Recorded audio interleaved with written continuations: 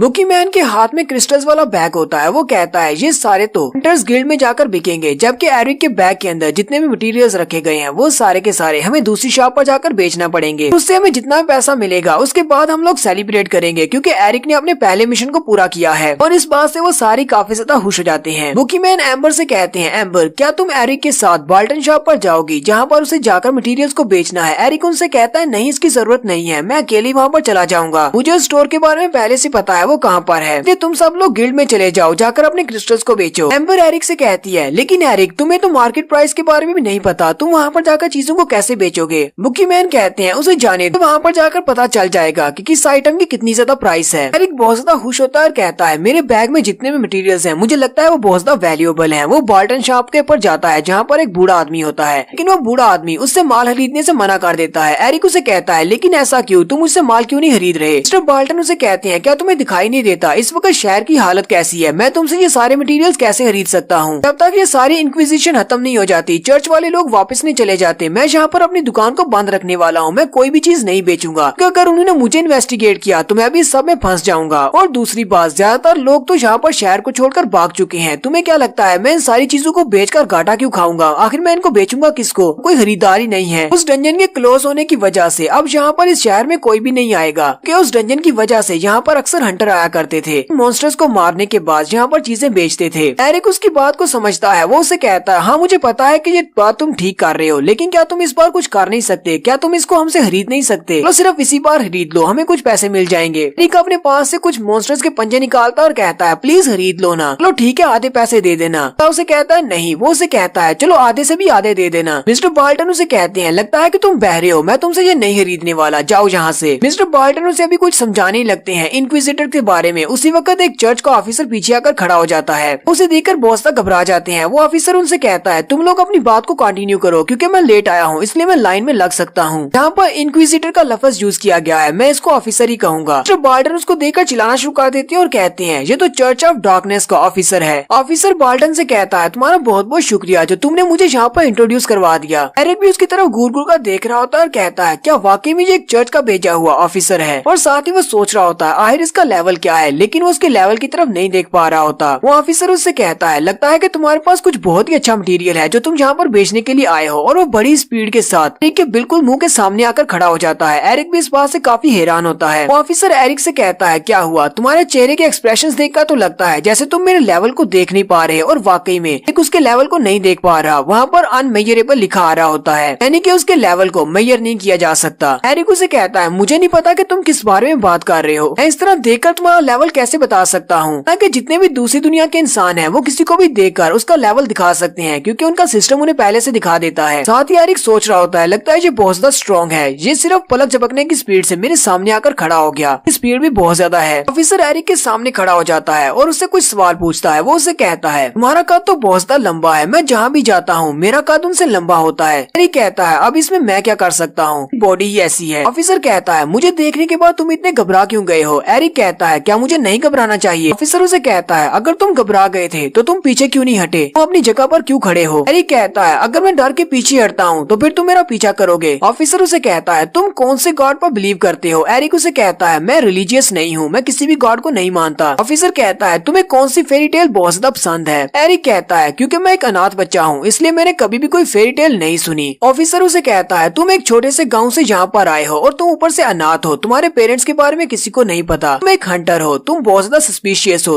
मुझे लगता है कि तुम दूसरी दुनिया से आए हुए एक इंसान हो। एरिक उसे कहता है मुझे भी हंटर बने हुए ज्यादा दिन नहीं हुए और ऊपर से तुमने मुझे दूसरी दुनिया का डीमन कह दिया। मैं दूसरी दुनिया का डीमन नहीं हूँ, मैं एक इंसान हूँ, एक रथीनियन। वो ऑफिसर उसे कहता है जैसा कि तुमने कहा कि तुम अभी अभी हंटर बने हो तो इसका मतलब तुम्हारा लेवल तो काफी ज्यादा लो होना चाहिए। ऑफिसर को लगता है शायद इसका लेवल 21 या 22 होगा, इसलिए वो जल्दी से अपने पास से बैच निकालता है और उसके हाथ पे लगाता है ताकि उसके लेवल को चेक कर सके। ऑफिसर को पूरा यकीन होता है कि बहुत ही जल्दी ये पकड़ा जाएगा। जैसे ही वो अपने बैच को उसके हाथ के साथ टकराता है तो उसके ऊपर लिखा जाता है लेवल 5। ऑफिसर अपने हेलमेट को ऊपर उठाता है और साथ ही बैच के ऊपर देखता है और कहता है तुम्हारा लेवल तो 5 है। ऑफिसर बेचारा भी बहुत ज्यादा लाजवाब हो जाता है क्योंकि लेवल 5 तो किसी के पास भी नहीं होता, इतना वीक तो कोई भी नहीं है। एरिक उसे कहता है अब जबकि तुमने मुझे चेक कर लिया है क्या मैं अपने सामान को यहाँ पर बेच सकता हूँ। ऑफिसर उसे कहता है चलो ठीक है तुम अपना सामान बेच लो और वो बाहर जाने लगता है। जबकि उसी वक्त एरिक अपना सामान निकालता है और मिस्टर बोल्टन को दे देता है। मिस्टर बोल्टन उसका सामान देखते हुए कहते हैं तुम तो वाकई में बहुत अमेजिंग हो, एक ऑफिसर के यहाँ पर होते हुए तुम जरा नहीं घबराए। मिस्टर बोल्टन उसे कहते हैं तुम्हारे पास जितना भी सामान है तो काफी अच्छा, लेकिन मैं इनको खरीद कर करूंगा क्या जबकि कोई मेरे पास खरीदने के लिए नहीं आएगा, इसलिए मैं तुम्हें इनका कुछ भी नहीं देने वाला। वहीं पर बैग के अंदर उस आर्टिफैक्ट के ऊपर उनकी नजर पड़ती है, उस फायर बॉल वाले आर्टिफैक्ट पर। एरिक का ध्यान उस तरफ नहीं होता। एरिक अभी भी ऑफिसर की तरफ ही देख रहा होता है और कहता है चलो शुक्र है मेरा लेवल काफी ज्यादा लो है जिसकी वजह से मेरी बचत हो गई, वरना इसने तो मुझे पकड़ ही लेना था। एरिक कहता है मुझे लगता है ये ऑफिसर बहुत ज्यादा स्ट्रॉन्ग है, इसके मास्क की वजह से मैं इसके लेवल को नहीं देख पाया। मिस्टर बोल्टन उस आर्टिफैक्ट को निकाल लेते हैं और उसको चेक करते हुए कहते हैं क्या ये आइटम भी तुम यहाँ पर बेचने के लिए लेकर आए हो। वो आइटम क्योंकि एक आर्टिफैक्ट है और वो लेवल 5 के बंदे के पास नहीं होनी चाहिए। एरिक जल्दी से अपने हाथ को आगे बढ़ाता है और कहता है नहीं ये बेचने के लिए नहीं है। लेकिन जैसे ही वो मिस्टर बोल्टन के हाथ से अपने आर्टिफैक्ट को लेने लगता है वो उसके हाथ से लुढ़कता हुआ सीधा नीचे गिरता है और लुढ़कते हुए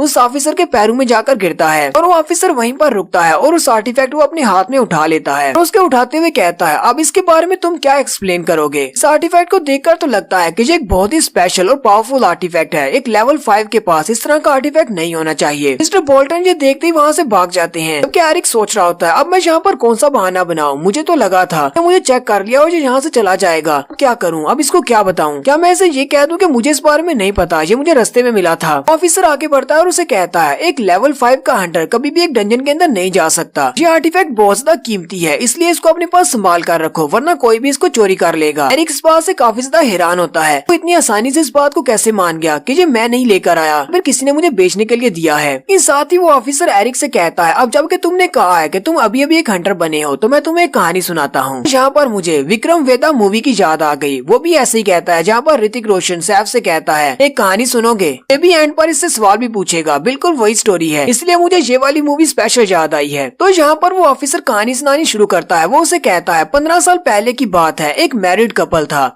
हस्बैंड एक बहुत ही अच्छा हंटर था, बहुत ही पावरफुल और स्ट्रॉन्ग हंटर, और उसका बेटा और उसकी बीवी घर में रहते थे। हालांकि वो अपनी पार्टी का लीडर नहीं था लेकिन फिर भी बहुत सारे लोग उसके आसपास रहते थे क्योंकि वो काफी ज्यादा स्ट्रॉन्ग था। एक दिन वो लोग एक क्वेस्ट के ऊपर गए हुए थे जहाँ पर उन्हें एक मॉन्स्टर को मारना था। जैसे वो लोग उस मॉन्स्टर के सामने पहुंचे तो बहुत ज्यादा घबरा गया, वो इतना ज्यादा डरा हुआ था कि उसने बाकी सभी को किसी को भी वहाँ पर जाने नहीं दिया। हालांकि वो मॉन्स्टर उनके ऊपर अटैक नहीं कर रहा था, बाकी के सारे मेंबर्स बहुत ज्यादा हैरान थे। वो सारे उसे कहते हैं कि तुम ऐसा क्यों कर रहे हो जबकि ये मॉन्स्टर हमारे पर अटैक भी नहीं कर रहा, हम इस मॉन्स्टर को आसानी से मार सकते हैं, तुम इतने ज्यादा डरे हुए क्यों हो। उसके पार्टी के मेंबर्स उसकी बात को नहीं सुन रहे थे और वो उस मॉन्स्टर को मारना चाहते थे, लेकिन जब उन्होंने उसे बहुत ज्यादा फोर्स किया तो उस बंदे ने राज उनके सामने खोल दिया। वो उनसे कहता है तुम लोग इस मॉन्स्टर का सामना नहीं कर पाओगे, ये मॉन्स्टर इसका लेवल 800 से भी ऊपर है। पहले तो उसके सारे दोस्तों ने उसकी बात को नहीं माना, उसके बाद उसने उन सभी को अपने बारे में बताया कि वो दूसरी दुनिया से आया हुआ एक इंसान है और उसके पास एक गाइडेंस सिस्टम है जो कि उसे किसी के भी लेवल के बारे में बता सकता है। वो लोग अभी वहीं पर खड़े होते हैं कि वो मॉन्स्टर जो कि पहले उनके ऊपर अटैक नहीं कर रहा था वो अटैक करने के लिए रेडी हो जाता है कि उसका लेवल बहुत ज्यादा हाई है। उसके बाकी के सारे दोस्त वहाँ से भाग जाते हैं जबकि वो अकेला वहाँ पर उस मॉन्स्टर के साथ फाइट करने के लिए रह जाता है। वो उसे छोड़कर वहाँ से भाग जाते हैं। फिर हमारी स्टोरी से निकल आती है। ऑफिसर उससे कहता है चलो अब मैं तुमसे एक सवाल पूछता हूँ, हमारी इस कहानी में मरेगा कौन? तो दूसरी दुनिया से आया हुआ इंसान जो कि वहाँ पर मॉन्स्टर से फाइट कर रहा है, गेस करके बताओ क्या वो मरेगा या कोई और मरेगा? एरिक उसे कहता है ये तो साफ सी बात है, उसने अपनी आइडेंटिटी सभी को बता दी है कि वो दूसरी दुनिया से आया हुआ इंसान है तो वही मरेगा। ऑफिसर उसे कहता है नहीं वो नहीं मरेगा, असल में जो मरेगा वो उस दूसरी दुनिया से आए हुए इंसान का पार्टी लीडर है कि वो दूसरी दुनिया से आया हुआ इंसान तो उस मॉन्स्टर के साथ फाइट कर रहा है कि उसके बाकी के जितने भी मेंबर्स हैं वो सारे बाहर हैं। उसका जो पार्टी लीडर था उसने जाकर चर्च के ऑफिसर्स को बता दिया कि उसकी पार्टी में एक दूसरी दुनिया का इंसान था। चर्च के ऑफिसर ने उसकी बात को सुनते ही कि जितने भी मेंबर्स थे उन सभी को पकड़ लिया और उनको इन्वेस्टिगेट किया और इन्वेस्टिगेशन के दौरान उनकी पार्टी के सारे मेंबर्स मारे गए। फिर कुछ अरसे के बाद उसी डंजन के अंदर से वो दूसरी दुनिया का इंसान बाहर निकला। वो उस मॉन्स्टर के हाथों बचकर जिंदा आ गया, लेकिन जैसे ही वो अपने घर में वापस आया तो वहाँ पर सब कुछ तबाह हो चुका था। लोगों को इस बारे में पता चल गया था कि वो दूसरी दुनिया का इंसान है, इसलिए रेथीनियंस ने उसके घर को जला दिया और साथ ही उसकी बीवी और उसके बच्चे को भी मार डाला। इस बात से वो दूसरी दुनिया का इंसान बहुत ज्यादा गुस्सा हो गया और वो इतना ज्यादा गुस्सा हुआ कि उसने पूरे के पूरे गाँव में जितने भी लोग थे सभी को मार डाला और वहाँ से भाग गया। ऑफिसर उसे कहता है अगर कोई भी इंसान जो कि एक दूसरी दुनिया के इंसान के साथ ताल्लुक रखेगा वो हमेशा मर जाएगा। इसके लिए रेथीना में कोई भी जगह नहीं है, तुम तो सिर्फ एक लेवल 5 के हंटर हो, मुझे नहीं लगता कि तुम इस तरह का कोई जुर्म कर सकते हो। एरिक उसे कहता है तुम्हारे इस कहानी सुनाने का क्या मतलब है, तुमने मुझे ये कहानी क्यों सुनाई है? ऑफिसर उसे कहता है मुझे लगता है कि इस आर्टिफैक्ट को जिस बंदे ने तुम्हें दिया है यहाँ पर बेचने के लिए वो बंदा दूसरी दुनिया से आया हुआ इंसान है और वो तुम्हारा पार्टी लीडर है। स्टोरी सुनाने का मतलब यही था, तुम समझ सकते हो क्योंकि तुम सिर्फ एक लेवल 5 के न्यू हंटर हो, इसलिए मेरे पास जितनी भी स्ट्रेंथ है मैं उसको यूज करते हुए तुम्हें बचाने की कोशिश करूंगा, लेकिन तुम्हारी पार्टी के बारे में ये नहीं कह सकता। अब ऑफिसर उन सभी को इन्वेस्टिगेट करेंगे तो इन्वेस्टिगेशन के दौरान वो सभी मारे जाएंगे। चलो अब जल्दी से मुझे बताओ कि तुम्हारा ताल्लुक किस पार्टी से है? ये बात सुनते ही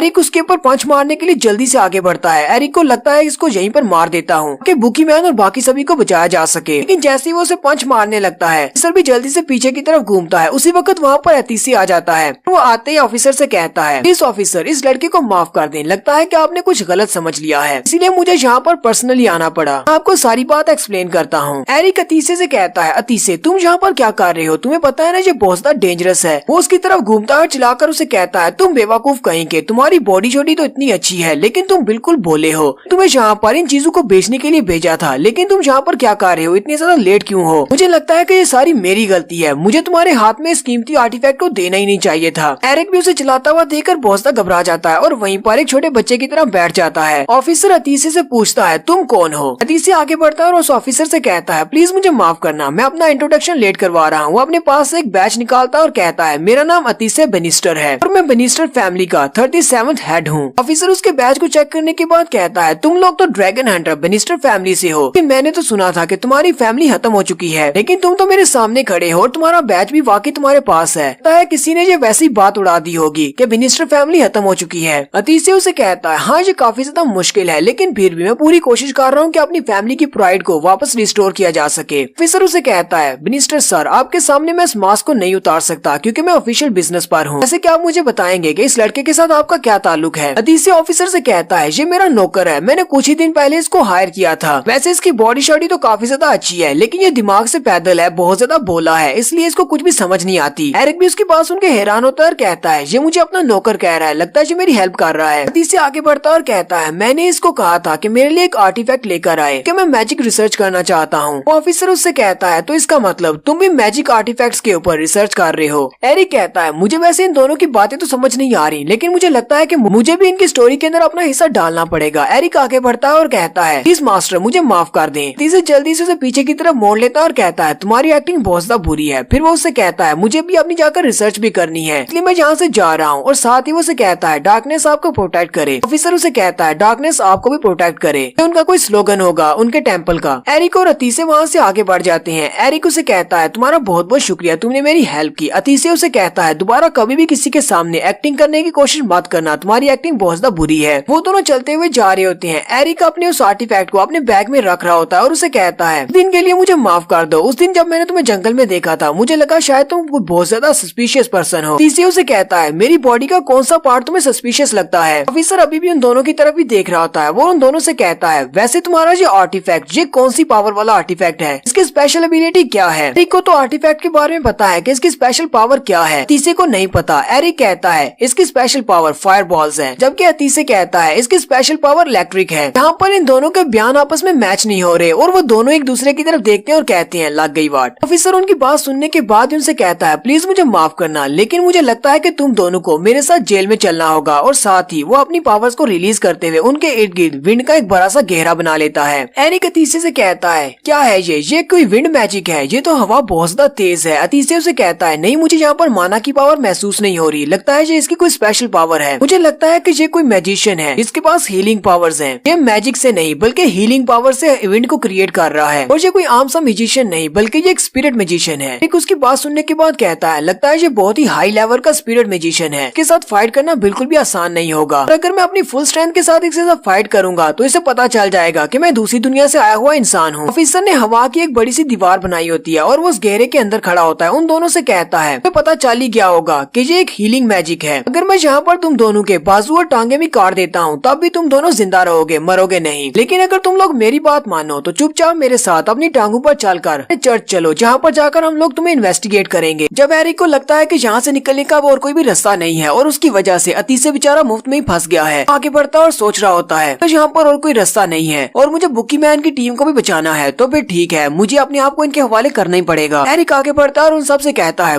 तो तुम सब लोग यहाँ पर उस बंदे को ढूंढ रहे हो जिसने डंजन को क्लोज किया है। एरिक उसके सामने आकर खड़ा हो जाता है और उसे कहता है, अगर मैं तुम्हारे लिए किसी ऐसे बंदे को ढूंढ लेता हूँ जिसने वाकई में उस डंजन को क्लोज किया है, तो क्या तुम सब लोग यहाँ से चुपचाप चले जाओगे और किसी को भी नुकसान नहीं पहुँचाओगे? वो ऑफिसर जल्दी से अपनी पावर्स को डीएक्टिवेट करता है और कहता है, हाँ क्यों नहीं, बस वो डंजन को क्लोज करने वाला हंटर चाहिए, फिर हम लोग यहाँ से चले जाएंगे। एरिक उसे अपने बारे में बताने लगता है कि मैं ही वो बंदा हूँ जिसने उस डंजन को क्लोज किया है। लेकिन उसी वक्त साइड से आवाज आती है, कोई चिल्ला चिल्ला कर कह रहा होता है, लोग ध्यान से सुनो, मैंने डंजन को क्लोज किया है। एरिक और ऑफिसर दोनों ही उसकी आवाज सुनने के बाद दरवाजे की तरफ देखते हैं तो दरवाजे की तरफ से एक घोड़ा गाड़ी आ रही होती है और उसी घोड़ा गाड़ी के ऊपर वो बंदा बैठा होता है जो कि चिल्ला चिल्ला कर कह रहा होता है, तुम सब लोग कहाँ पर हो? तुम्हारा हीरो वापस आ गया है, मैंने डंजन को क्लियर किया है। तो ये है हमारे मिस्टर लाउड। मिस्टर लाउड ने असल में उस आर्टिफैक्ट को वहाँ से लिया है। इस आर्टिफैक्ट को लेने के बाद आईफएम प्लेन डंजन क्लोज हो गई। मिस्टर लाउड बहुत ज्यादा खुश होते हैं और बिल्कुल एक हीरो की तरह घोड़ा गाड़ी के ऊपर खड़े होते हैं, जबकि जैक और अलीशा भी उसके साथ ही होते हैं। जैक उसे कहता है, मिस्टर लाउड, हमें तो लगा था शायद आप उसी डंजन के अंदर ही मर जाएंगे क्योंकि वहाँ पर बहुत सारे टॉर्टिडोज निकल रहे थे, लेकिन हमने सोचा भी नहीं था कि आप हमें रास्ते में मिलेंगे। लगता है कि आपने उस डंजन के बॉस को बहुत ही मुश्किल से मारा होगा, इसलिए जब आप हमको मिले थे तब आपकी हालत काफी ज्यादा बुरी थी। जबकि मिस्टर लाउड असल कहानी हमें बता रहे हैं। मिस्टर लाउड कहते हैं, उस डंजन के अंदर मैं बेहोश हो गया था और जब मुझे होश आई तो मैंने सामने की तरफ देखा तो सामने वो बॉस मर चुका था। हो सकता है कि मैंने उस बॉस को बेहोश होने से पहले मारा हो। मिस्टर लाउड कहते हैं, उसको मरा हुआ देखकर मैंने उस आर्टिफैक्ट को वहाँ से ले लिया। जैसे ही मैंने उस आर्टिफैक्ट को वहाँ से हटाया तो आईफन प्लेन डंजन गायब हो गई। और उसके गायब होने के बाद मैं सिर्फ एक प्लेन ग्राउंड में पड़ा था। वहाँ पर मेरे पास कुछ भी नहीं था क्योंकि मैं पहले से काफी ज्यादा भूखा था और वहाँ पर मेरे पास खाने को कुछ नहीं था। डंजन के गायब होने की वजह से सिर्फ एक चटियल मैदान था। तो वहीं पर इन दोनों की एंट्री होती है, जैक और अलीशा की। जैक और अलीशा उसे कहते हैं और वहाँ पर हम दोनों आए क्योंकि हम दोनों आनफोरेस्ट सिटी को छोड़कर जा रहे थे और रास्ते में आप मिल गए। हमने आपको उठाकर अपनी घोड़ा गाड़ी में बिठाया और हम लोग फिर से वापस आ गए। मिस्टर लाउड काफी ज्यादा खुश होते हैं और बहुत ज्यादा एक्साइटेड होते हैं और मुस्कुराते हुए चेहरे के साथ सभी से कहते हैं, जरा गौर से देखो, मिस्टर लाउड जो कि एक लेजेंडरी हीरो है, अब उसके बारे में लोग कहानियां सुनाया करेंगे। लेकिन साथ ही नेक्स्ट सीन में उसकी सारी की सारी एक्साइटमेंट खत्म हो जाती है क्योंकि मिस्टर लाउड को उठाकर वो चर्च वाले अपनी घोड़ा गाड़ी में डाल देते हैं कि वो तो यहाँ पर एक डंजन क्लोजर को ढूंढ रहे हैं। मिस्टर लाउड रोते हुए कहते हैं, मैं वो नहीं हूँ, मैंने उस डंजन को क्लोज नहीं किया। ऑफिसर उसे कहता है, चुपचाप बैठ जाओ वरना उठाकर फेंकूंगा, और उसे अपनी घोड़ा गाड़ी में डालकर ले जाते हैं। जबकि बाकी के ऑफिसर उसके बारे में सब कुछ लिख रहे होते हैं। वो कहते हैं, इसका नाम रूड एस्टेल्फिया है और 21 साल की उम्र है और ऊपर से इसके पास जो आर्टिफैक्ट है वो भी आईफन प्लेन डंजन का ही आर्टिफैक्ट है। लगता है कि इसी ने उस डंजन को क्लोज किया है। जबकि एरी भी वहीं पर खड़ा सोच रहा होता है, मैंने तो सोचा भी नहीं था मिस्टर लाउड एक डंजन को क्लियर कर सकते हैं, वो भी अकेले। एरी कहता है, मुझे तो लगा था कि वो एक कम्प्लीटली मॉन्स्टर बन चुका है, इसलिए मैं उसे वहीं पर छोड़कर वापस आ गया था। अतीसे भी उसके साथ ही खड़ा होता है। अतीसे कहता है, मुझे भी इस बात पर यकीन नहीं हो रहा कि वाकई में इसने डंजन को क्लोज किया है। अपना काम वहाँ पर पूरा कर लेने के बाद चर्च ऑफ डार्कनेस के वो ऑफिसर जो कि इन दोनों को पकड़ने वाला था, वो उन दोनों से कहता है, प्लीज मुझे माफ कर दो, मैंने तुम दोनों को बहुत ज्यादा गलत समझ लिया। अतीसे उस ऑफिसर से पूछता है, मिस्टर लाउड के साथ क्या होने वाला है, आप उसके साथ क्या करेंगे? वो ऑफिसर उसे कहता है, हम लोग उसे वापस लेकर जाएंगे और जाकर इन्वेस्टिगेट करेंगे। सबसे पहले तो हम ये भी देखेंगे कि वो जहाँ से है क्या वाकई में वो वहाँ से है, यानी कि क्या वाकई में वो एक रेथिनियन है या नहीं। अगर उसके डॉक्यूमेंट्स बिल्कुल ठीक निकले तो उसके बाद हम उसे छोड़ देंगे, अगर वो हमारी इन्वेस्टिगेशन के दौरान मरा नहीं तो। जबकि एरिक सोच रहा होता है मुझे लगता है कि इन्हें बस उसको बंद करके रखना चाहिए, उसको आजाद करने की क्या जरूरत है। अतीसे कहता है ये तो बहुत ही अच्छी बात है, इसका मतलब मिस्टर लाउड बहुत ही जल्दी वापस आ जाएंगे। फिर वो ऑफिसर भी अपनी गाड़ी के अंदर बैठ जाता है। एरिक कहता है ये तो बहुत ही अच्छा हो गया कि मिस्टर लाउड की वजह से सब कुछ हल हो गया, वरना इन्होंने तो मुझे पकड़ ही लिया था। वो ऑफिसर अपनी गाड़ी में बैठकर जैसी वहाँ जाने लगता है वो पर्दे को हटाता है और कहता है मुझे याद आ गया, तुम यहाँ पर मेरी वजह से अपनी चीजों को बेच नहीं पाए और मिस्टर बोल्टन भी यहाँ से भाग चुके हैं, तुम थोड़ी देर के लिए यहाँ पर आओगे। एरिक आगे बढ़ता है। वो ऑफिसर उसे कहता है तुम मेरी वजह से यहाँ पर कोई भी सामान बेच नहीं पाए, इसलिए मेरे पास पैसे तो नहीं है तुम्हें जुर्माना देने के लिए, लेकिन मेरे पास एक नोट है, उसके ऊपर अपने सिग्नेचर कर देता हूँ। उन सिग्नेचर्स को दिखाकर यानी कि इस डॉक्यूमेंट को दिखाकर तुम कहीं पर भी अपनी चीजों को बेच सकते हो। वो ऑफिसर कहता है मुझे नहीं लगता कि ये लड़का इन सारी चीजों को बेच पाएगा, क्योंकि ये तो सिर्फ एक लेवल 5 का हंटर है, इसलिए मिस्टर बैनिस्टर आपको इसके ऊपर साइन करना पड़ेंगे। एरिक उसकी बात सुनते ही बहुत ज्यादा हैरान होता है और कहता है मेरी मॉम ने मुझसे कहा था कि कभी भी किसी डॉक्यूमेंट को पढ़े बिना उसके ऊपर साइन मत करना, मुझे लगता है कि यहाँ पर कुछ बहुत ही बुरा होने वाला है। एरिक उसके हाथ से वो नोट लेता है और उसे कहता है तुमने कहा कि मुझे भी यहाँ पर साइन करने हैं, लेकिन पहले मुझे इसे पढ़ने दो, कहीं ऐसा ना हो कि मैं यहाँ पर साइन करूँ और उसके बाद तुम कहो कि मैं तुम्हारे चर्च का मेंबर बन गया हूँ। ऑफिसर उसे कहता है हम लोग ऐसा कुछ भी नहीं करते, मुझे लगता है कि चर्च ऑफ लाइट वाले इस तरह के कोई काम करते होंगे। और साथ ही ऑफिसर उसे कहते हैं जल्दी से इस पेपर पर साइन करो और उसके बाद इस बॉक्स की तरफ देखो। एरिक उस पेपर के ऊपर साइन करता है और साथ ही वो बॉक्स को ओपन करता है। ऑफिसर उसके अंदर से एक बैच निकालता है और एरिक को दिखाता है। और यहाँ पर हमें आगे का सीन नहीं दिखाते कि एरिक ने उस बैच को देखने के बाद क्या रिएक्शन दिया था, उसके बाद इतना ही दिखाते हैं कि वो ऑफिसर उसे बाय बोलता हुआ वहाँ से चला जाता है, जबकि एरिक बहुत ज्यादा गुस्से में होता है और बहुत ज्यादा डरा हुआ भी है। अतीसे कहता है ये तो बहुत ही अच्छा हो गया कि वो चुपचाप यहाँ से चले गए और ज्यादा कोई मसला नहीं हुआ, लेकिन एरिक बिल्कुल चुपचाप होता है। अतीसे उसे कहता है एरिक तुम्हें क्या हुआ। एरिक उसे कहता है मिस्टर अतीसे क्या तुम मेरे लिए एक छोटा सा काम कर सकते हो। और यहीं पर अगला सीन जो होता है वो आर्मफोर्स गिल्ड का दिखाया जाता है। आर्मफोर्स गिल्ड की हालत बहुत ज्यादा बुरी हो चुकी है, सारे टेबल कुर्सियां टूट चुके हैं क्योंकि ऑफिसर पहले यहाँ पर आए थे इन्वेस्टिगेशन के लिए। गिल्ड की मैनेजर अभी वहीं पर होती है। वो मिस्टर बुकी मैन से माफी मांगते हुए कहती है प्लीज मुझे माफ कर दे, मैं इस गिल्ड को बचा नहीं पाई। मिस्टर बुकी मैन उसे कहते हैं तुम्हें माफी मांगने की जरूरत नहीं है, तुम्हारे गिल्ड का मास्टर यहाँ से भाग चुका है, तो सिर्फ एक मैनेजर हो, तुम यहाँ पर कर भी क्या सकती थी। मैनेजर उसे कहती है मुझे इस बारे में नहीं पता था कि आप लोग अभी भी एक मिशन के ऊपर हैं, हमने सभी को बुलाया था। मिस्टर बुकी मैन कहते हैं कोई बात नहीं, तुम्हें परेशान होने की जरूरत नहीं है, डंजन के क्लोज होने का इवेंट बहुत बड़ा इवेंट था और सभी लोग यहाँ से भाग गए हैं, लेकिन ये बात तो बहुत ही अच्छी है कि तुम अभी तक इसी हंटर गिल्ड में मौजूद हो, यहाँ से भागी नहीं। बुकी मैन पार्टी के बाकी के मेंबर्स भी वहीं पर बैठे होते हैं। वो मिस एम्बर से कहते हैं मिस एम्बर क्या आपने अपने उन डीमन क्रिस्टल्स को बेच दिया। वो उनके सामने कुछ सिक्के रखती है और कहती है हाँ मैंने बेच दिया।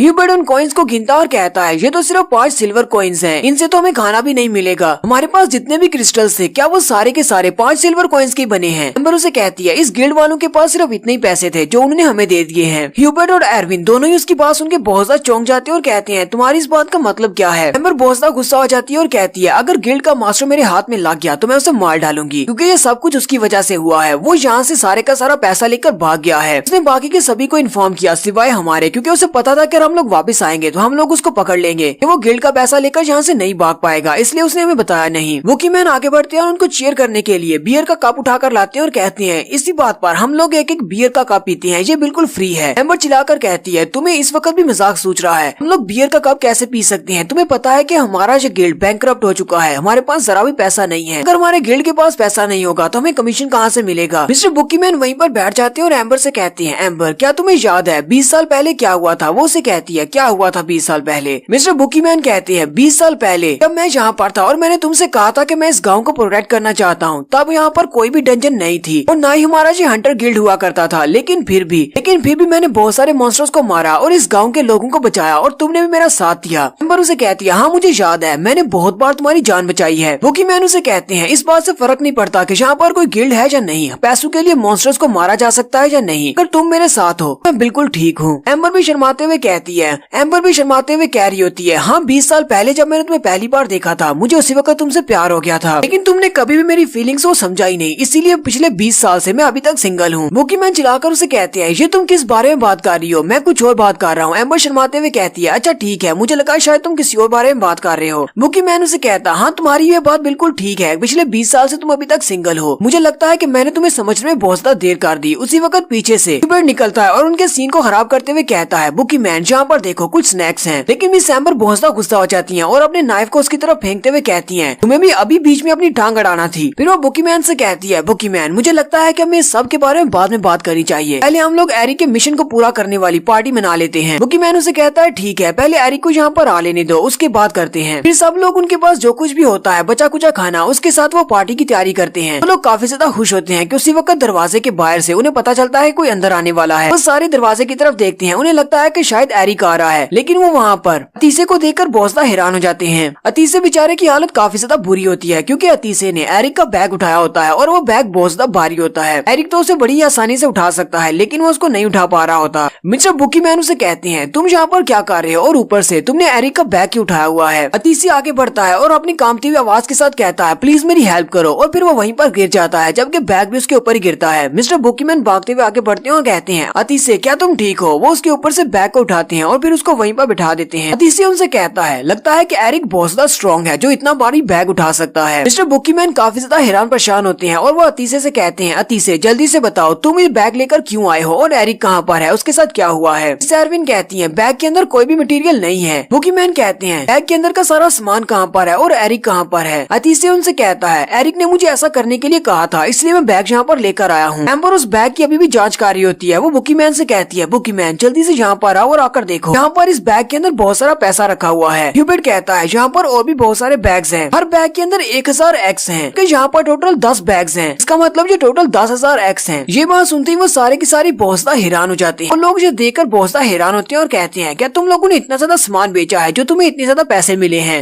एरिक के पास इतना सामान कैसे था। इस बैग के अंदर जितना सामान था वो सारे का सारा इतने ज्यादा पैसों का नहीं बनता। साथ ही अतीसे अपनी जेब के अंदर से ड्रैगन बैज निकालता है जो कि एरिक का होता है। एरिक ने ड्रैगन का बैज अतीसे को दे दिया है ताकि वो वापस आकर बुकीमैन को दे सके। बुकीमैन जैसे उस बैज को देखता है और कहता है, ये तो एरिक का हंटर बैज है, क्या उसने हंटिंग छोड़ दी है, लेकिन ऐसा कैसे, क्या उसने तुम्हें इसकी वजह बताई, क्या है उसने अचानक हंटर की जॉब छोड़ने का फैसला क्यों किया है। अतीसे उनसे कहता है, नहीं मुझे उसने इस बारे में कुछ भी नहीं बताया, लेकिन उसके चेहरे के एक्सप्रेशन इस तरह थे, वो बहुत ज्यादा डरा हुआ था। उसने मुझे ये एम्बलम वापस किया, उसने बस इतना कहा कि वो जॉब छोड़ रहा है, साथ ही ये बैग मुझे देकर तुम्हारे पास भिजवा दिया। तो यहीं पर एरिक की तरफ भी दिखाते हैं, वो वाकई में बहुत ज्यादा डरा हुआ होता है। वो गली में चलता हुआ जा रहा होता है और यहीं पर हमें अपने बैकग्राउंड सीन में दिखाता है उस ऑफिसर ने उसे उस बॉक्स के अंदर क्या दिखाया था। वो साइन कर रहा था। साइन करने के बाद वो ऑफिसर उसे कहता है, जरा इस तरफ देखो, क्या तुम इसे पहचानते हो। एरिक उस बैज की तरफ देखता है तो उसके ऊपर लिखा होता है ग्रेट अर्थ। ग्रेट अर्थ एक ग्रुप का नाम है, एक ऐसा ग्रुप जो कि अर्थ से आए हुए सारे इंसानों ने बनाया है, वही इस बैज को यूज करते हैं। ये बैज अगर किसी हंटर के पास है तो इसका मतलब वो दूसरी दुनिया का इंसान है और वो ग्रेट अर्थ का मेंबर है। एरिक उस बैज को देखते ही बहुत ज्यादा हैरान हो जाता है। वो सोच रहा होता है, आइफर ने तो मुझे कहा था 4 बड़े हीरोज ने ग्रेट अर्थ ग्रुप को पहले ही डिस्ट्रॉय कर दिया है, लेकिन ये ग्रेट अर्थ ग्रुप का ये बैज यहाँ पर क्या कर रहा है। अगर मैंने इसको पहचान लिया तो ये मुझे अपने साथ ले जाएगा, इसे पता चल जाएगा कि मैं कौन हूँ, इसीलिए तो उसने ये बैज उसको दिखाया है। एरिक उसे कहता है, नहीं मुझे इस बारे में बिल्कुल भी नहीं पता, ये क्या चीज है। ऑफिसर वापस से उस बैज को अपने बॉक्स में रख लेता और कहता है, चलो ठीक है, ऐसे भी तुम सिर्फ एक लेवल 5 के हंटर हो, तुम्हें इन सब बातों के बारे में कैसे पता होगा। तो तुमसे बस ऐसे ही पूछ रहा था, शायद तुमने इस बैज को कहीं पर देखा हो। लेकिन साथ ही वो ऑफिसर एरिक से कहता है, अब जबकि तुम सिर्फ एक लेवल 5 के हंटर हो, फिर तुम किसी दूसरी दुनिया के इंसान तो नहीं हो सकते। लेकिन अगर यहाँ पर तुम इस बैज को पहचान लेते कि ये बैज क्या है और ये किसका है, फिर तुम्हें उस स्टोरी के बारे में नहीं भूलना चाहिए जो मैंने तुम्हें सुनाई थी, यानी कि तुम्हारे उस पूरे के पूरे ग्रुप को डिस्ट्रॉय कर दिया जाएगा जिस ग्रुप के तुम मेंबर हो। और यही वो फाइनल बात थी जिसकी वजह से एरिक बहुत ज्यादा डरा हुआ है कि उसकी पूरी पार्टी यानी कि बुकीमैन हंटर पार्टी को मार न दिया जाए सिर्फ एरिक की वजह से। एरिक वहाँ पर चलता हुआ जा रहा था, वो इतने गुस्से में होता है कि सामने एक कार्ड के ऊपर मुक्का मारकर उस कार्ड को तोड़ देता है। एरिक काफी गुस्से में होता है। एरिक कहता है, मैं ये जानबूझकर नहीं कर रहा, मुझे यहाँ पर किडनैप करके भेजा गया है, मैं नहीं चाहता कि मेरी वजह से किसी की जान जाए, वो रिथेनियन ही क्यों ना हो। लेकिन जैसे ही वो साइड पर देखता है, कार्ड की साइड पर 3 लोग खड़े होते हैं और उन तीनों ने अपने हाथ में सिगरेट पकड़े होते हैं। शक्ल से तो वो तीनों ही टपोरी लग रहे होते हैं, लेकिन ये कार्ड उन लोगों की होती है। एरिक उन तीनों की तरफ देखता है तो वो तीनों बहुत ज्यादा गुस्सा हो जाते हैं। एरिक उनकी कार्ड को जोड़ने की कोशिश करता है, लेकिन वो तीनों अपने अपने सिगरेट्स को फेंक देते हैं और काफी गुस्से में होते हैं। नेक्स्ट सीन फिर से ऑनफोरस गिल्ड का दिखाया जाता है। बुकीमैन पार्टी के बाकी के सारे मेंबर्स भी काफी ज्यादा हैरान होते हैं कि यूं अचानक उनके ग्रुप को छोड़ जाने पर। ह्यूबर्ट कहता है, वो ऐसे अचानक हमारी पार्टी को नहीं छोड़ सकता और ऊपर से उसने अपने हंटर की जॉब को भी छोड़ दिया है, ऐसे नहीं जा सकता, हमें जाकर उससे बात करनी चाहिए। इस एम्बर उसे कहती है, अब तुम उससे और क्या ज्यादा सुनना चाहते हो, उसने अपना बैग भी वापस भिजवा दिया है, इसका मतलब तो यही है कि उसने हंटर की जॉब को छोड़ दिया है। ह्यूबर्ट कहता है, मैं वहाँ पर जाकर उससे बात करूंगा कि वो इस फैसले के बारे में दोबारा सोचे, वो अचानक हंटर जॉब को कैसे छोड़ सकता है। मिस्टर बुकीमैन उसे कहते हैं, रुक जाओ, तुम्हें पता है कि हमारे हंटर के काम में कितना ज्यादा खतरा है, ऊपर से वो बेचारा सिर्फ एक लेवल 5 का हंटर है, यानी कि वो हम सब में सबसे ज्यादा वीक है और उसके लिए ये मिशन बहुत ज्यादा मुश्किल रहा होगा, इसलिए उसने इस मिशन को छोड़ने का फैसला किया है। उसे इस बात की समझ आ गई होगी कि वो एक हंटर मटेरियल नहीं है। अतीसे वहाँ से जाने लगता है तो बुकीमैन उसे उनसे कहता है अति से, अगर तुम्हें वो लड़का दोबारा मिलता है तो उसे कहना हम लोग उसका हमेशा इंतजार करेंगे, क्योंकि बुकी मैन की पार्टी उसकी फैमिली की तरह है। अति से उनसे कहता है अब बिल्कुल परेशान ना हो, अगर वो लड़का मुझे दोबारा मिलता है पूरी कोशिश करूंगा कि उसे यहाँ पर वापस लेकर आऊँ। फिर अति से वहाँ से बाहर चला जाता है, जबकि वो तीनों हैरान परेशान होकर वहीं पर बैठे होते हैं। ह्यूबर्ट सोच रहा होता है, लगता है कि मैंने उससे ठीक से बात नहीं की। सैम्बर कह रही होती है अगर वो लड़का मुझे दोबारा मिलेगा तो मैं उसको अच्छा सबक सिखाऊंगी। इससे उन सभी की तरफ देखता और सोच रहा होता है पता नहीं एरिक के साथ क्या हुआ कि वो इन सभी को छोड़कर चला गया, लेकिन मैं उससे बहुत ज्यादा जेलिस हूँ क्योंकि मेरे पास ऐसी फैमिली नहीं है कि मेरी इतनी ज्यादा केयर करती हो। नेक्स्ट सीन एरिक का दिखाया जाता है। एरिक को कुछ लोगों ने कुर्सी के ऊपर बांधा होता है और उसके सर पे पानी डालते हैं ताकि उसे होश आ जाए। उसके सर पे पानी डालने वाला अपने बॉस से कहता है ब्रदर इसको होश आ गई है। वो उसे कहता है चलो ठीक है तुम साइड पर हट जाओ। एरिक सोच रहा होता है अब ये कौन सी जगह है और ये कौन लोग मुझे पकड़ कर ले आए हैं। एरिक के सामने एक बहुत ही हटाकटा बंदा खड़ा होता है। वो हटाकटा बंदा एरिक से कहता है मैंने तुम्हें पहले कभी यहाँ पर नहीं देखा, कौन हो तुम और तुम्हारे पास एक तलवार है, इसका मतलब तुम एक हंटर हो। वो बंदा एरिक से कहता है मैंने सुना है कि तुमने हमारे लड़कों की बाजू और टांगे तोड़ दी। ये तीनों वही गुंडे हैं जो कि अपने मुंह में सिगरेट लेकर वहाँ पर बैठे थे और इनकी कार्ड को एरिक ने पंच मार कर तोड़ा था। वो अपने बॉस से कहते हैं हाँ बॉस इसने हमें बहुत ज्यादा पीटा है और ऊपर से इसने हमारी कार्ड को भी तोड़ दिया। बॉस चिल्लाकर एरिक से कहता है तुम्हारी हिम्मत कैसे हुई, पहले तुमने मेरे लोगों पर अटैक किया और उनकी कार्ड को भी तोड़ दिया, उसके अलावा तुम इन सभी को पीटने के बाद यहीं पर हमारे इलाके में सो गए। एरिक उनसे कहता है तुम्हारे स्टाफ को मैंने पंच मार कर तोड़ा था, उसके लिए मैं तुमसे माफी मांगने को तैयार हूँ, लेकिन इन सभी की टांगे और इनके बाजू खुद बाहु टूटे हैं, मैंने नहीं तोड़े। मेरे ऊपर अटैक कर रहे थे और मेरी बॉडी के साथ लगने से इनके बाजू और टांगे टूट गई और ऊपर से मेरे पास कोई घर नहीं है, मेरे पास सोने की जगह नहीं थी, इसलिए मैं वहीं पर सो गया। बॉस अपने तीनों साथियों से कहता है क्या ये बंदा बिल्कुल ठीक कह रहा है। वो तीनों रोते हुए कहते हैं हाँ बॉस इसने बिल्कुल ठीक कहा, हम इसके ऊपर अटैक कर रहे थे लेकिन इसकी बॉडी बहुत ज्यादा हार्ड है, हमारे बाजू और हमारी टांगे इसी तरह टूटी हैं, लेकिन ऐसा कैसे हो सकता है, इसने अपनी बॉडी के ऊपर कोई ना कोई मैजिक अप्लाई किया होगा, इसलिए तो इसकी बॉडी इतनी टफ है। बॉस चिल्लाकर कहता है तुमने अपनी बॉडी के ऊपर कौन से मैजिक को अप्लाई किया है। एरिक उसे कहता है मुझे मैजिक करना नहीं आता, मेरी बॉडी के ऊपर कोई भी मैजिक नहीं है, अगर तुम्हें यकीन नहीं है तो फिर मुझे पंच मार कर देखो, या फिर तुम कोई डरपोक हो जो तुम मुझे पंच नहीं मारना चाहते, तुम्हारे पीछे वाले तो मुझे पंच मार चुके हैं, लेकिन तुम्हें इतना डर क्यों लग रहा है, तुमने सुना नहीं उनमें से एक ने कहा है कि तुम बहुत बड़े डरपोक हो और मुझे पंच नहीं मार रहे। बॉस उन तीनों से पूछता है क्या इसने ठीक कहा, क्या तुमने ऐसा कहा है। वो तीनों कहते हैं नहीं बॉस हमने ऐसा कुछ भी नहीं कहा। एरिक कहता है वो लोग झूठ बोल रहे हैं, उन्होंने ऐसा कहा है। बॉस इस बात से बहुत ज्यादा गुस्सा हो जाता है और कहता है चलो फिर ठीक है मैं तुम्हें पंच मारूंगा, और वो फुल स्ट्रेंथ के साथ एरिक के मुंह पर पंच मारता है। लेकिन साथ ही नेक्स्ट सीन में दिखाते हैं वो बेचारा अपनी टूटी हुई उंगलियों को लेकर खड़ा होता है और रो रहा होता है। एरिक कहता है ये वाला बंदा तो एक टार्टिडो मॉन्स्टर से भी ज्यादा वीक है। फिर एरिक अपने आसपास देखता है और कहता है अब मुझे क्या करना चाहिए, क्या मुझे इन सभी को मारकर यहाँ से चले जाना चाहिए, लेकिन यहाँ पर तो बहुत सारे लोग हैं। वो सारे उसके इर्द गिर्द खड़े होते हैं और सोच रहे होते हैं कि ये क्या है, ये एक मैजिकल स्वर्ड्समैन है, यहाँ पे ये एक मैजिकल यूजर है। एरिक कहता है ये तो बहुत ही आसान है कि मैं इन सभी को यहाँ से मारकर भाग जाऊँ, लेकिन साथ ही वहाँ पर और भी बहुत सारे लोग आ जाते हैं। तो सारे कहते हैं हमें यहाँ पर कुछ आवाज आ रही थी इसलिए हम सब लोग यहाँ पर आ गए, लगता है यहाँ पर कोई मॉन्स्टर है। जबकि उन्हीं सभी लोगों के बीच में उनके मेयर भी होते हैं। वो कहते हैं ये तो बस एक छोटा सा पपी है जो कि अपने घर से भागकर यहाँ पर आ गया है। मेयर के साथी उसे कहते हैं मेयर आपको आगे नहीं जाना चाहिए, ये बंदा काफी ज्यादा खतरनाक है। एरिक मेयर से कहता है तुम मुझे एक डॉग क्यों कह रहे हो, क्या तुम्हें पता है कि मुझे डॉग से बहुत ज्यादा नफरत है, ऊपर से ये सारे डॉग्स भी मुझसे नफरत करते हैं, क्या तुम जानना चाहते हो, क्या तुम मेरी स्टोरी सुनना चाहोगे कि डॉग्स मुझसे नफरत क्यों करते हैं। मेयर उसे कहता है अब बस करो, तुम मुझे इस तरह की कहानी सुनाकर क्या मुझे डराना चाहते हो, मुझे लगता है कि तुम इस तरह की बात करोगे तो मैं तुमसे डर जाऊंगा। मेयर हंसते हुए कहते हैं लगता है कि तुम रॉक माउंटेन से यहाँ पर आए हो। साथ ही मेयर पीछे की तरफ मुड़ते हैं और कहते हैं इसको जाने दो। मेयर के साथ ही कहते हैं लेकिन आप इसे यहाँ से जाने क्यों दे रहे हैं, जबकि हमें इसके बारे में नहीं पता कि ये क्या कर सकता है। मेयर उस बंदे से कहते हैं इसको जाने दो, अगर इसने फैसला कर लिया कि ये यहाँ से नहीं जाएगा तुम में से कोई भी नहीं बचेगा, क्योंकि इसके पास इतनी ज्यादा स्ट्रेंथ है कि ये तुम सभी का कीमा बना सकता है। एरिक भी मेयर की बात सुन के बहुत सा हैरान होता है और उसे कहता है बूढ़े आदमी तुम्हें रॉक माउंटेन के बारे में कैसे पता है। मेयर आगे से हंसना शुरू कर देता है और कहता है अगर तुम्हें जानना है कि मुझे रॉक माउंटेन के बारे में कैसे पता है तो फिर तुम्हें मेरे लिए कुछ काम करना होगा, तुम्हें मेरे साथ एक कॉन्ट्रैक्ट करना होगा। यहीं से एरिक की एक नई लाइफ स्टार्ट होने वाली है। एरिक उसके साथ 5 महीने का एक कॉन्ट्रैक्ट साइन करता है, जबकि हमारा नेक्स्ट सीन 6 महीने के बाद का दिखाया जाता है और बताया जाता है आइफन प्लेन डंजन के डिस्ट्रॉय होने के बाद बहुत सारे लोग आर्नफॉरेस्ट सिटी को छोड़कर चले गए, जबकि आर्नफॉरेस्ट सिटी के ईस्ट वाली साइड पर एक ऐसा एरिया भी है जो बहुत ज्यादा लोकल है कि वहाँ पर सारे गरीब लोग रहते हैं, और वहीं पर एक पुराने से टूटे फूटे घर के बाहर कुछ टपोरी लोगों को दिखाते हैं। टपोरी लोगों के साथ वही हटाकटा बॉस भी है, उसके साथ उसके जो गुंडे साथी होते हैं वो सारे के सारे उस घर का सारा सामान बाहर निकाल रहे होते हैं। बॉस उन सबसे कहता है इस घर का सारा सामान निकाल लो, खासतौर पर किचन के सामान को जरूर निकालना, हम उसे बेच सकते हैं। क्योंकि उस घर का जो मालिक होता है उसकी बीवी और उसका बेटा भी वहीं पर होते हैं, और वो दोनों चिल्लाकर उनसे कह रहे होते हैं तुम सब लोग ये क्या कर रहे हो, तुम लोग हमारे घर को इस तरह हाल ही नहीं करवा सकते। सकते। बॉस उस औरत से कहता है, मैंने तुम्हारे पति को साफ साफ कहा था कि इस घर को खाली करना है, लेकिन लगता है उसने तुम्हें घर आकर ये बात बताई नहीं। इसी वक्त घर के मालिक को भी दिखाते हैं, जो कि एक हंटर है। वो भागता हुआ उस तरफ आ रहा होता है और कहता है, तुम सब लोग यहाँ पर क्या कर रहे हो? तुम लोग मेरे घर के अंदर से सामान को बाहर क्यों निकाल रहे हो? वो हंटर काफी ज्यादा गुस्से में होता है और अपनी तलवार को घुमाते हुए कहता है, तुम में से कोई भी आगे मत बढ़ना, ना ही मेरे घर को हाथ लगाओ और ना ही मेरी बीवी और बच्चे को। वो अपने घर के सामने खड़ा होता है अपने घर को प्रोटेक्ट करने के लिए। बॉस कहता है, तुम्हारे काम को और ज्यादा बढ़ा रहे हो, चलो जल्दी से साइड पर हट जाओ वरना हम तुम्हारे ऊपर हैमर को चला देंगे। साथ ही वो कहता है, हथौड़ा लेकर आ जाओ। इसी वक्त एक बड़ा सा हथौड़ा वहाँ पर आता है। हंटर ऊपर की तरफ देखता है और कहता है, जिसने कहा कि हथौड़ा लेकर आओ, लेकिन ये तो कोई हथौड़ा नहीं है, ये तो बस एक बड़े से लोहे के रॉड के ऊपर एक बड़ी सी चट्टान को लगाया गया है। यहीं पर हमारे एरिक को दिखाया जाता है। एरिक ने उस बड़े से हथौड़े को उठाया होता है। एरिक आगे की तरफ बढ़ता है तो वो हंटर अपनी तलवार को उसकी चेस्ट पे रखता है और कहता है, यहीं पर रुक जाओ नहीं तो मैं तुम्हें काट दूंगा। हालांकि डंजन के क्लोज होने के बाद ऑनफोरस गिल्ड बंद हो चुका है, लेकिन फिर भी मैं अभी तक एक हंटर हूँ और मैं तुम्हारे साथ आसानी से फाइट कर सकता हूँ। लेकिन उसकी तलवार एरिक की बॉडी के अंदर भी नहीं दंस रही होती, क्योंकि एरिक की बॉडी बहुत ज्यादा हार्ड है। एरिक घूरकर उसे देखता है और कहता है, रास्ते से हटो। और वो बंदा बेचारा बहुत ज्यादा घबरा जाता है और रास्ते से हट जाता है। फिर एरिक आगे चला जाता है और उसके घर के सामने जाकर खड़ा हो जाता है। साथ ही अपने बड़े से हथौड़े को उठाकर उस घर के ऊपर दे मारता है और उस पूरे के पूरे घर को डिस्ट्रॉय कर देता है। वो हंटर भी यही देख रहा होता है और कहता है, मेरी तलवार इसकी बॉडी के अंदर नहीं घुसी और ऊपर से इसने सिर्फ एक ही अटैक से मेरे पूरे घर को उड़ा दिया। ये एक इंसान नहीं, ये तो एक मॉन्स्टर है। वही तीन लोग, यानी कि वो बाप बेटा और उसकी बीवी, जिनका घर इन्होंने तोड़ा है, उन तीन लोगों को ये लोग एक नया घर दिखा रहे होते हैं, जो कि काफी ज्यादा अच्छा बना होता है और बिल्कुल इंसानी दुनिया की तरह के घरों जैसा बना होता है। वो लोग उन्हें नए घर में लेकर आते हैं और उन्हें इस नए घर के बारे में बताते हैं। वो उन्हें कहते हैं, हमारी एसोसिएशन ने एक नया प्रोजेक्ट स्टार्ट किया है, हम लोग ऑनफोरस आर्किटेक्चर टीम से हैं। इसके अलावा हम लोग इस सिटी की सारी वॉल को भी फिक्स करते हैं। तुम्हारा घर बहुत ज्यादा पुराना हो चुका था, इसलिए हमने तुम्हें ऑफर किया था कि हम तुम्हारे लिए एक नया घर बनाएंगे और तुम्हें वहाँ पर शिफ्ट करेंगे। तो फिर वो उन्हें पूरे के पूरे घर का विजिट करवाते हैं। वो उन्हें सारा घर दिखाते हैं कि तुम्हारा घर कितना ज्यादा अच्छा बनाया हुआ है, तुम लोग इसको खरीद लो। उन्हें कहते हैं कि हमारे घर की दीवारें बहुत ज्यादा मजबूत हैं। ये दीवारें इतनी ही मजबूत हैं जितनी कि नोबल मैन के घरों में लगे हुए स्टोन की दीवारें होती हैं। साथ ही इसके ऊपर गोलम मैजिक को अप्लाई किया गया है। इसके अलावा इसके ऊपर बहुत ही स्पेशल किस्म का पेंट लगाया गया है ताकि कोई भी मॉन्स्टर इसके ऊपर चढ़ ना सके, ना ही कोई दुश्मन इस दीवार को तोड़कर अंदर आ सकता है। यानी कि अगर कभी डंजन ब्रेक होती है और यहाँ पर सिटी के अंदर बहुत सारे मॉन्स्टर्स आ जाते हैं, तो हमारे सोल्जर्स इन घरों को अपने बंकर्स के तौर पर भी यूज कर सकते हैं। इनकी दीवारें इतनी ज्यादा मजबूत हैं। वो बड़ा बॉडी वाला गुंडा उसके सामने बैठा होता है और सारी बात को एक्सप्लेन कर रहा होता है। वो उस हंटर से कहता है, तुम लोग इस घर में फ्री के लिए रह सकते हो, क्योंकि हमारी एसोसिएशन तुम्हें ये घर फ्री में प्रोवाइड कर रही है। साथ ही हर साल मेंटेनेंस भी फ्री में की जाएगी। मैंने ये सारी बात पहले भी तुम्हें एक्सप्लेन की थी, लेकिन शायद तुमने उस बात को इग्नोर कर दिया। वो हंटर से कहता है, लगता है कि उस वक्त मैं बहुत ज्यादा नशे में था, इसलिए मुझे याद नहीं रहा होगा। वो हंटर से कहता है, तुम्हारा बहुत बहुत शुक्रिया। आजकल क्योंकि वो आइफन प्लेन डंजन बंद हो चुकी है और मॉन्स्टर्स बहुत ज्यादा कम रह गए हैं, इसलिए हमारे हंटर्स का काम बहुत ज्यादा कम हो चुका है। ऑनफोरस हंटर गिल्ड एसोसिएशन वाले भी भाग चुके हैं। फिर वो हंटर कहता है, स्पेशली इस बंदे को, ये बॉडी वाला बंदा जिसने हैमर उठाया हुआ था, स्पेशली इसका थैंक करना चाहता हूँ और साथ ही मैं इससे माफी भी मांगना चाहता हूँ, क्योंकि मैंने अपनी तलवार इसके सामने निकाली थी। पता नहीं ये बंदा मुझे माफ करेगा या नहीं। एरिक उसकी सारी बातें सुन के इग्नोर करता है और उससे कहता है, अगर मेरा यहाँ पर और कोई काम नहीं है तो फिर मैं क्या यहाँ से जा सकता हूँ। बॉस उसे कहता है, ये बंदा तुमसे माफी मांगना चाहता है और साथ ही तुम्हारा शुक्रिया अदा करना चाहता है। यहाँ पर आओ और आकर अपना थैंक यू रिसीव करो। हंटर भी एरिक से कहता है, तुम्हें इस तरह रूड होने की जरूरत नहीं है, हम तुम्हारा शुक्रिया अदा करना चाहते हैं, प्लीज हमारे साथ बैठो और आकर डिनर करो। एरिक उसे कहता है, लेकिन मुझे अभी बहुत सारे काम करने हैं, इसलिए मैं तुम्हारे साथ नहीं बैठ सकता। बॉस उसे कहता है, तुम यहाँ पर इस तरह की बात क्यों कर रहे हो? ये लोग कितने ज्यादा अच्छे हैं और प्यार से तुमसे पूछ रहे हैं। बॉस उसे कहता है, तुम तो बहुत ज्यादा अजीब हो। एरिक उसे कहता है, इस सब में अजीब क्या है? मैं एक नॉर्मल इंसान की तरह तुम्हें कह रहा हूँ कि मुझे इन सब से कोई मतलब नहीं है। और वहाँ पर क्योंकि बहुत कुछ चल रहा होता है, एरिक एक नॉर्मल लाइफ जीना चाहता है, लेकिन वो सारे के सारे उसके ऊपर बहुत ज्यादा जोर डाल रहे हैं। हंटर उसे वहाँ पर बैठने का कह रहा है, जबकि बॉस भी उसे यही कह रहा है और बच्चा वहाँ पर खेल रहा है जो कि बहुत ज्यादा शोर मचा रहा है। वो बच्चा भागते हुए बात को कॉपी करता है और कहता है, हाँ ये बंदा बहुत ज्यादा अजीब है, बहुत ज्यादा शोर मचा रहा होता है। जबकि उसका बॉस भी चिल्ला चिल्ला कर एरिक से कह रहा होता है, मैं तुम्हारी वजह से काफी परेशान हो चुका हूँ, तुम बार बार इस तरह की हरकतें क्यों करते हो? क्या तुम एक नॉर्मल इंसान की तरह नहीं रह सकते? हंटर उसके बॉस से कहता है, तुम्हें इसे फोर्स करने की जरूरत नहीं है, अगर उसे यहाँ पर हमारे पास नहीं बैठना तो कोई बात नहीं, उसे जाने दो। एरिक उस सारे शोर शराबे की वजह से काफी ज्यादा घबरा जाता है, उसे कुछ भी समझ नहीं आ रही, वो सारे की सारी बातें कर रहे होते हैं। इसी वक्त वो छोटा लड़का भागता हुआ आता है और आकर एरिक के साथ लिपट जाता है। लेकिन वो लड़का मुस्कुराकर उसे कह रहा होता है कि तुम बहुत ज्यादा अजीब हो, लेकिन एरिक को उसके चेहरे की तरफ देखकर ऐसे ही लगता है जैसे कि वो चर्च वाला ऑफिसर है। वो उसे कह रहा है कि तुम इस दुनिया के नहीं हो, तुम एक दूसरी दुनिया से आए हुए डीमन हो। और इस बात से एरिक बहुत ज्यादा गुस्सा हो जाता है और जैसे ही वो गुस्सा होता है, वो लड़का बेचारा डर जाता है। उसकी माँ आगे बढ़ती है और अपने बच्चे को पीछे कर लेती है, लेकिन एरिक जल्दी से अपनी तलवार निकालने लगता है, लेकिन उसके पास तलवार नहीं है। उस बच्चे की माँ एरिक से कहती है, प्लीज मेरे बच्चे को छोड़ दो। बच्चे को नहीं पता इसने तुम्हें कुछ ज्यादा ही तंग कर दिया। एरिक जो कि अपनी तलवार को उठाने के लिए अपने हाथ को पीछे कर रहा होता है, वो जब पीछे देखता है कि उसके पास उसकी तलवार नहीं है, तो पिछले 6 महीने से वो हंटर की जॉब नहीं कर रहा और हंटर के पास तलवार होनी चाहिए, काम इंसान के पास नहीं। फिर एरिक उदास हो जाता है और उस रूम से बाहर चला जाता है, जबकि उसका बॉस उसे गालियां दे रहा होता है और दूसरा हंटर उसे कहता है प्लीज मुझे माफ कर दो, ये सब कुछ मेरी वजह से हुआ है। एरिक के उस रूम से बाहर चले जाने के बाद हंटर कहता है मुझे लगता है कि मेरी वजह से वो बंदा बहुत ज्यादा गुस्सा हो गया है। बॉस उसे कहता है नहीं, तुम्हारी वजह से नहीं हुआ, वो हमेशा इस तरह बिहेव करता है। बॉस उस हंटर को बताता है तकरीबन 6 महीने पहले इस बंदे ने हमारे एसोसिएशन को ज्वाइन किया था और यहाँ पर जो भी काम करता है यानी जॉब इसे दी जाती है उसके इसे 600x दिए जाते हैं। वो हंटर उसे कहता है लेकिन 600x तो बहुत ज्यादा है, एक मीडियम लेवल के हंटर को भी इतने ज्यादा एक्स नहीं दिए जाते। बॉस उस हंटर को बताता है इसे 600x इसलिए दिए जाते हैं क्योंकि ये 10 दिनों का काम सिर्फ एक ही दिन में कर देता है। इसके पास एक बड़ा सा हथौड़ा तो देखा है, इसने तुम्हारे घर को सिर्फ 1 ही मिनट में गिरा दिया। हालांकि अगर हमें उस घर को हटाना पड़ता तो हमें कितने ही दिन लग जाते। हमारे आर्किटेक्चर एसोसिएशन में ये लड़का बहुत ज्यादा फेमस है, लेकिन कोई भी डायरेक्टली इससे बात नहीं करता क्योंकि ये बहुत ज्यादा अजीब है और ये किसी से बात भी नहीं करता। एरिक भी चलता हुआ सीधा मेयर के रूम में आता है। मेयर उसे कहता है क्या तुम्हें किसी ने तमीज नहीं सिखाई, ये तुम्हारा अपना पर्सनल रूम नहीं है, तुम यहाँ पर आने से पहले नॉक क्यों नहीं करते। एरिक काफी ज्यादा गुस्से में होता है और सीधा उसके पास जाता है और कहता है भाई यहाँ पर इस शहर में हो क्या रहा है। मेयर उसे कहता है तुम किस बारे में बात कर रहे हो। एरिक उसे कहता है मैंने अभी अभी उस हंटर को जो नया घर बना कर दिया है उस घर का नक्शा इस दुनिया का नहीं है, तुम्हें इस घर के नक्शे के बारे में कैसे पता चला, क्योंकि इस तरह के घर तो इस दुनिया में नहीं होते। मेयर उसे कहता है हाँ मुझे ये बात अच्छी तरह से पता है कि इस तरह के डिजाइन इस दुनिया में नहीं होते, इसीलिए तो ये घर काफी ज्यादा अच्छे हैं, लेकिन यहाँ पर किसी को भी इस बारे में नहीं पता कि ये दूसरी दुनिया के नक्शे हैं। अगर तुम किसी को नहीं बताओगे तो यहाँ पर कोई भी मसला क्रिएट नहीं होगा, इसलिए तुम अपना मुंह बांधी रखना। एरिक गुस्से के साथ उसे कहता है क्या तुम मेरे साथ मजाक कर रहे हो, फिर तुम मेरे साथ कोई गेम खेल रहे हो। तुमने 5 महीने पहले मुझसे कहा था कि मुझे 5 महीने तुम्हारे लिए काम करना है और उसके बाद तुम मुझे बताओगे कि तुम्हें रॉक माउंटेन के बारे में कैसे पता है। एरिक क्योंकि बहुत ज्यादा गुस्से में है, उसने उसकी टेबल पे हाथ रखा होता है और साथ ही वो अपनी पावर्स को रिलीज कर रहा होता है, यानी कि अपनी स्ट्रेंथ को, और उसके टेबल को भी तोड़ देता है। वो गुस्से के साथ उसकी टेबल को तोड़ते हुए कहता है अब जल्दी से बताओ तुम्हें मुझसे क्या चाहिए। पिछले 6 महीने से मैं तुम्हारे लिए काम कर रहा हूँ, लेकिन तुमने मुझे अभी तक ये नहीं बताया तुम्हें रॉक माउंटेन के बारे में कैसे पता है और तुम मेरे बारे में और क्या जानते हो और आखिर तुम मुझसे चाहते क्या हो। फिर उसी वक्त अपनी जेब में हाथ डालते हैं और अपने पास से एक पेपर निकालते हैं और उसे कहते हैं आज से 40 साल पहले सभी लोग इंसानों की तरह यहाँ पर रहा करते थे और तुम्हारे जैसे लोग जो कि दूसरी दुनिया से यहाँ पर आए हैं वो सब भी यहाँ पर नॉर्मल इंसानों की तरह रहते थे। एरिक उसे कहता है मुझे पहले ही लगा था कि तुम्हें इस बारे में काफी कुछ पता है, तुम्हें पता है कि मैं दूसरी दुनिया से आया हुआ इंसान हूँ। मेयर उसे कहता है तुम्हें क्या लगता है कि मुझे तुम पर शक क्यों नहीं पड़ेगा, तुम यहाँ पर आराम से सो नहीं सकते, तुम किसी के सामने बैठकर खाना नहीं खाते, तुम छुप कर अपना खाना खाते हो, इसके अलावा तुम यहाँ पर किसी से ज्यादा बात नहीं करते, और तुम्हें पता है कि ये सब कुछ क्यों हो रहा है। एरिक उसे कहता है ये सब कुछ इसलिए है क्योंकि मैं एक दूसरी दुनिया से आया हुआ इंसान हूँ। मेयर उसे कहते हैं यहीं पर तो तुम बहुत ज्यादा गलत हो, हमारे रेथनियंस में और तुम में कोई फर्क नहीं है, हम दोनों की बॉडीज बिल्कुल एक जैसी हैं। अगर तुम यहाँ पर एक नॉर्मल इंसान बनने की कोशिश करोगे तो किसी को भी पता नहीं चलेगा कि तुम कौन हो। तुमने यहाँ पर जितने भी दूसरी दुनिया के इंसानों को देखा होगा वो सारे के सारे हंटर्स होते हैं कि उनके गाइडेंस सिस्टम उन्हें बताता है कि उन्हें हंटर बनना है। लेकिन अगर तुम यहाँ पर आकर एक नॉर्मल इंसान की जिंदगी गुजारो तो किसी को भी पता नहीं चलेगा कि तुम कौन हो। 40 साल पहले जब पहला इंसान यहाँ पर आया था उसके बाद तुम्हारी दुनिया से इंसान आना शुरू हुए, तो सारे यहाँ पर आकर हंटर नहीं बना करते थे बल्कि उन्होंने बहुत सारे काम किए। हमारी आर्किटेक्चर बिजनेस में भी काफी सारे दूसरी दुनिया के इंसान थे, तो किसी को भी उनके बारे में नहीं पता चला, वो यहीं पर जिए और यहीं पर मरे। उन्हीं की वजह से आर्किटेक्चर बिजनेस में बहुत ज्यादा फायदा हुआ क्योंकि उन्होंने अपनी दुनिया की टेक्नोलॉजी हमें दी, अपनी दुनिया के कुछ डिजाइन भी। अगर तुम यहाँ पर नॉर्मल इंसान की तरह जिंदगी गुजारते हो बिल्कुल एक रेथीनियन की तरह और हंटर्स की जॉब को नहीं करते, किसी भी मॉन्स्टर को नहीं मारते तो किसी को पता नहीं चलेगा। मेयर अपने पास जो पेपर निकाला था वो उसे टेबल पर रखते हुए कहते हैं अगर तुम चाहते हो कि कोई भी तुम्हें दूसरी दुनिया से आया हुआ डीमन ना कहे तो तुम्हें हंटर के काम को छोड़ना होगा, लेकिन इस जॉब रिक्वेस्ट को पूरा करो और उसके बाद आजाद हो, तुम एक रेथीनियन बनकर अपनी जिंदगी गुजार सकते हो। एरिक उस पेपर को उठाता और कहता है ये तो एक हंटर जॉब रिक्वेस्ट है कि ये तुम्हारे पास क्या कर रही है। पता है ना कि मैं एक हंटर नहीं रहा, मैंने अपना बैच भी वापस कर दिया था, मैं एक हंटर की जॉब रिक्वेस्ट को एक्सेप्ट कैसे कर सकता हूँ। उसी वक्त उनके दरवाजे पे नॉक होती है। मेयर कहते हैं ठीक है अंदर आ जाओ। एरिक भी दरवाजे की तरफ देख रहा होता है कि कौन आया है। मेयर उसे कहते हैं अब मुझे तुम्हारी यहाँ पर जरूरत नहीं है, तुम्हारा कॉन्ट्रैक्ट पूरा हो चुका है, वैसे भी ये वो बंदा है जिसने इस रिक्वेस्ट को मेरे पास भेजा था और इस बंदे ने कहा था कि तुम इस रिक्वेस्ट को जरूर एक्सेप्ट करोगे। और जैसे दरवाजा खुलता है तो उसी वक्त अतीसे अंदर आता है। एरिक उसे देखकर काफी ज्यादा हैरान होता है। अतीसे भी उसे देखकर काफी ज्यादा खुश होता है और कहता है मुझे तुम्हें देखकर बहुत ज्यादा खुशी हुई, मुझे तो लगा था कि तुम बहुत ज्यादा वीक हो गए होगे लेकिन तुम तो काफी ज्यादा हटे कटे हो। एरिक जल्दी से अपने मुंह को छुपाने की कोशिश करता है और मेयर से कहता है इसको इस बारे में कैसे पता चला और ये मुझे ढूंढता हुआ यहाँ पर कैसे आ गया, मुझे जल्दी से अपने चेहरे को छुपाना पड़ेगा। मेयर उसे कहते हैं तुम्हें अपने मुंह को छुपाने की जरूरत नहीं है, तुम्हारी बॉडी इतनी ज्यादा बड़ी है कि वो दूर से इसे देख सकता है। मेयर एरिक से कहते हैं तुम्हें इसके लिए परेशान होने की जरूरत नहीं है, यहाँ पर सभी को पता है कि ये हमेशा मेरे पास आता रहता है और मुझे मुझे तुम्हारी कहानी सुननी थी, इसलिए मैंने इसे तुम्हारी सारी कहानी सुन ली। लेकिन अब जबकि तुम मुझसे रिक्वेस्ट कर रहे हो कि मैं इसे यहाँ से भगा दूं, तो फिर ठीक है, अपनी पूरी कोशिश करूंगा कि मैं इसे यहाँ से भगा दूं, फिर तुम्हें अपने साथ लेकर ना जा सके। एक मेयर से कहता है ठीक है, प्लीज मेरी हेल्प करो और इसे यहाँ से भगा दो। एरिक सोच रहा होता है प्लीज अतीसे मुझे माफ कर देना, क्योंकि अगर तुम मेरे साथ कहीं पर भी दिखे जाओगे तो वो चर्च वाले तुम्हें भी मार डालेंगे। अतीसे मेयर से कहता है आज पहली बार तुमने मुझे अपने रूम के अंदर बुलाया है ना, आज से पहले तो हमेशा हम लोग लेटर्स ही लिखते हैं, मुझे कभी भी अपने रूम में नहीं आने देते। मेरा नाम अतीसे बैनिस्टर है, मैं एक मैजिशियन हूँ। मेयर उसे कहते हैं ठीक है, तुम आर्मफोर्स हंटर गिल्ड से यहाँ पर आए होगे, लेकिन तुम इस लड़के को अपने साथ लेकर नहीं जा सकते, क्योंकि ये मेरे साथ काम कर रहा है। बहुत अरसा पहले ये हंटर हुआ करता था, लेकिन अब ये हमारी आर्किटेक्चर एसोसिएशन का एक मेंबर है। मैं इसे यहाँ से तुम्हें हरगिज नहीं ले जाने दे सकता, क्योंकि ये हमारी फैमिली की तरह है। साथ ही एल्डर आर्टिस्ट के ऊपर बहुत ज्यादा जोर डालने के लिए उसे कहते हैं, चिल्लाकर उसे कह रहे होते हैं कि तुम्हारी हिम्मत कैसी हुई यहाँ पर आकर हमसे इसको वापस ले जाने का कहने की। हम लोग आर्किटेक्चर एसोसिएशन वाले हंटर एसोसिएशन वालों से जरा भी कम नहीं है, इस लड़के को यहाँ से हरगिज नहीं ले जा सकते। अतीसे आगे बढ़ता है और मेयर से कहता है मेयर मैं इसे आर्मफोर्स हंटर गिल्ड के बिहाव पर ले जाने के लिए नहीं आया, ये मेरी पर्सनल रिक्वेस्ट है, मैं इसे अपने लिए लेकर जाने के लिए आया हूँ। मेयर उसे कहते हैं लेकिन इस लड़के का तुम्हारे साथ ऐसा क्या ताल्लुक है, इसे पर्सनली क्यों अपने साथ ले जाना चाहते हो। लेकिन एरिक मेयर से कहता है मैं इसके साथ नहीं जाना चाहता, प्लीज इसके साथ कोई बहाना बनाओ और इसे कहो कि हम लोग यहाँ पर इसे नहीं भेज सकते। मेरे काफी ज्यादा बहाने बनाते हैं ताकि वो एरिक को उसके साथ ना भेजें। और यहाँ पर अतीसे एक रियल स्टोरी सुनाने वाला है जो कि काफी ज्यादा फनी भी है। अतीसे मेयर से कहता है मैं इसे यहाँ पर आर्मफोर्स हंटर गिल्ड के बिहाव पर लेने के लिए नहीं आया, बल्कि मैं यहाँ पर एक पर्सनल रिक्वेस्ट पर आया हूँ। मेयर उसे कहते हैं तुम्हारा पर्सनली इसके साथ क्या ताल्लुक है। अतीसे उनसे कहता है असल में ये लड़का मेरी पार्टी का मेंबर नहीं है, मैं एक डिफरेंट पार्टी का मेंबर था, लेकिन इस लड़के के साथ फिर भी मेरा एक ताल्लुक है। असल में हमारी पार्टी के हमारा जो बॉस था उसने हम दोनों को एक साथ देख लिया था, और उसके बाद हमारी पार्टी का जो बॉस था वो आगे बढ़ा और उसने मुझे इससे बचा लिया। मेयर उसे कहते हैं लेकिन अगर तुम दोनों डिफरेंट पार्टी से और साथे फॉरेस्ट में तुम दोनों एक दूसरे के साथ थे, तो इससे तुम्हारे बॉस को क्या मसला हुआ, वो तुम दोनों के ऊपर अटैक करने के लिए क्यों आगे बढ़ा था। साथ ही तुमने कहा कि तुम्हारे बॉस ने तुम्हें इससे बचा लिया। मुझे तुम्हारी बात की समझ नहीं आ रही, मुझे थोड़ा सा एक्सप्लेन करो। अतीसे उसे यहाँ पर बात को गोलमोल करके बताता है। वो उसे कहता है असल में उस वक्त